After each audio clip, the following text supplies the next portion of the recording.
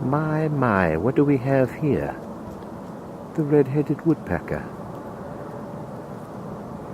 It's pecking away on the bark of the tree in hopes to find some insects. This is a rare sighting, folks, is the pecker.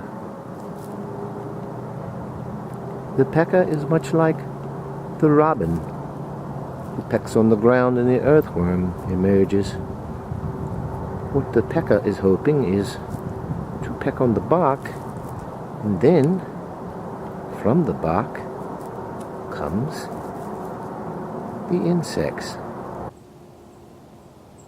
Some bird watchers say that the woodpecker, unlike other birds, has early onset of Alzheimer's due to its incessant pecking, equatable to an NFL player who has been concussed numerous times due to the forceful pecking of the pecker. It is believed that it is causing brain damage in the bird. That I don't know, and frankly don't care.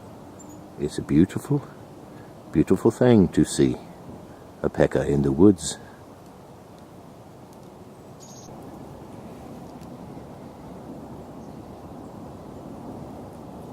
Folks, I must tell you that that particular pecker is the most rarely videoed bird in the entire pecking order.